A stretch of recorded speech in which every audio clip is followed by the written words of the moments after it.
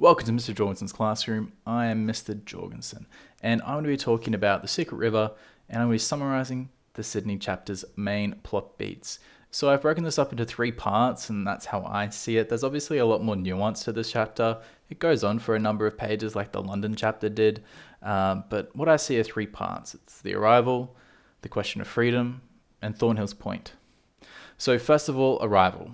So the Thornhills arrive in Sydney, obviously not because they wanted to just immigrate to a new place.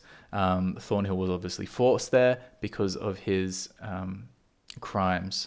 So over the course of that journey, Sal gave birth to Richard during the voyage. During that voyage, just keep in mind that Thornhill wasn't with his wife. They were separated because Sal was a citizen, whereas Thornhill was a convict. When they land, Thornhill is attacked by nature almost. The sun pierces his skin and it's the hottest thing he's ever felt. And during that situation, Willie even fails to recognize his own father. So it's this double emotional attack as well as a physical one. Sal is then appointed as Thornhill's master.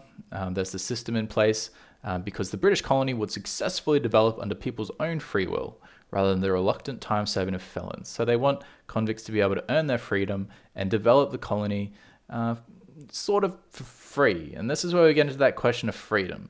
So Thornhill soon finds employment to convey casks from ships to the bay. So he's getting a job with his skill set that he has from working in London on the Thames. He works for Mr. King, who's this cheerful bloke, very well off at this point in time to Will. He works for him, and over that course of time, he becomes tempted to steal, and he feels like he's going to be sent to Van Diemen's Land if he's around for much longer. So Thornhill gets his ticket for leave and he begins working for Thomas Blackwood. We are introduced to the Hawkesbury River, which will be the setting for the following chapters. And the link there, obviously, Lord Hawkesbury and Hawkesbury River. We can think about some connections there a bit later on.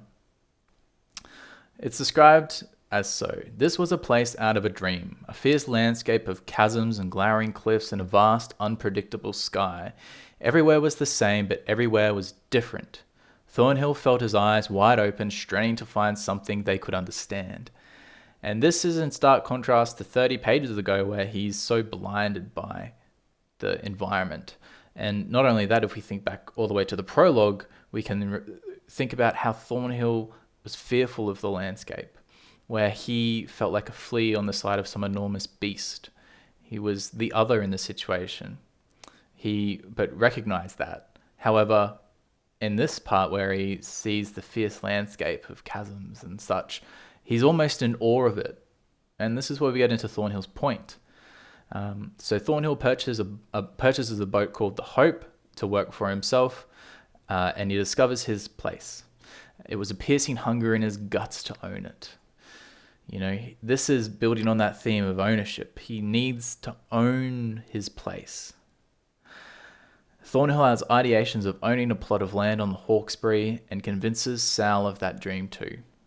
They agree to give it 5 years, which, isn't 5 years in the long run, to earn enough to get the stuffed armchairs and wherries in London. So it's a means to an end at this point in time, for Sal at least. Will, we know he feels differently. We can see how much he hungers to have his own plot of land, his own place. So we'll end it there, and we're going to move into chapter 3 for the next video. Thanks for tuning in.